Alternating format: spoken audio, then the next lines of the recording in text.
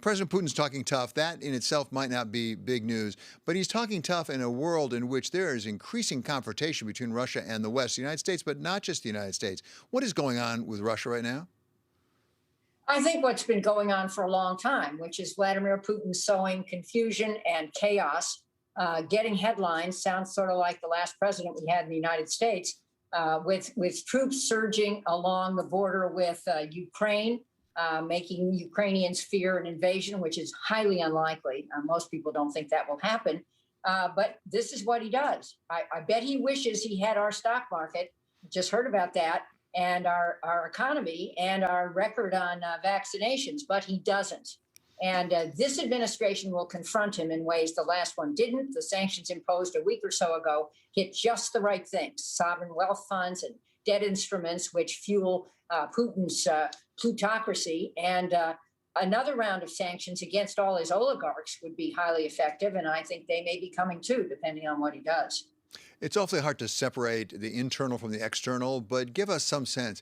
Mr. Putin has some issues internally as well with Alexey Navalny, apparently in very grave condition in a Russian prison and possible demonstrations across the country. How much of this is Mr. Putin really concerned about internal issues? As I understand, his popularity appears to be going down somewhat, as opposed to really a standoff against not just the United States, but really Europe, I think.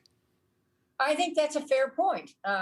The Navalny situation is outrageous. I mean, first he tried to poison him, and he suffered on an airplane getting out to Germany. And then in an act of extraordinary bravery, came home and now is in grave condition in prison for the next 2 years. If he survives it, I think it will be a huge problem for Putin if Navalny dies. I mean, he will be more of a pariah on the world stage. The Europe thing is also tricky because he wants to transfer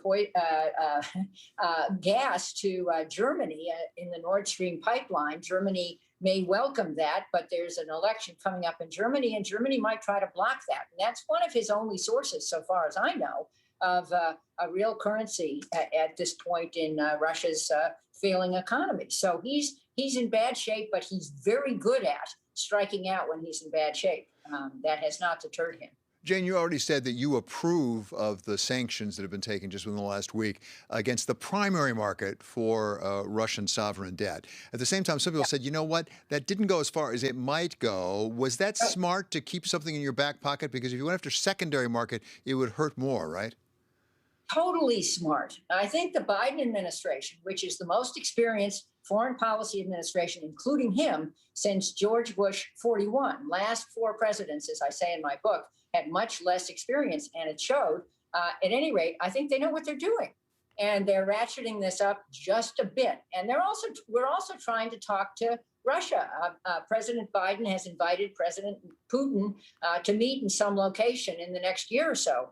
And I bet he'll take Biden up on that. Maybe there'll be a lot more theatrics before that, but I bet that will happen, just as the Iranians are being hit, it seems, as reported by the Israelis, but are still willing to talk to us. And I think that this is showing that surging diplomacy and smart tactics is working for the Biden administration. So the Biden administration clearly has an experienced foreign policy team. Doesn't mean that they're always right. Were they right in deciding to pull the last 2,500 troops out of Afghanistan? Because there are some people who are saying they were wrong, that we could have kept them there for an extended period of time and it would have made a fundamental difference on the ground for example, women living in Afghanistan. Well, the title of my book is Insanity Defense: How Our Failure to Confront Hard Problems Makes Us Less Safe. And this is a hard problem. We went into Afghanistan for the right reasons, right after 9/11, attacking those who attacked us. Congress authorized the use of military force. I voted for that. But then we overstayed, and we militarized the mission in ways we should not have. Hindsight is always better. But we're now figuring out that keeping these folks there will just perpetuate what's been going on, the insanity of it. And I think Biden's making a big and correct bet, which is surging diplomacy, which we're trying to do. I know they just put off this meeting we're trying to hold in Turkey, but I would predict that over time, if the Taliban doesn't want to be a pariah force forever, that they will come around. There are women in the negotiating team for the Taliban, and I don't predict automatically, even if there's an initial push to hurt women, I think the Afghans could end up wanting a decent government after all, which is, I think, the bet we have to make. We can't prop up their government forever. We need to work on our own democracy.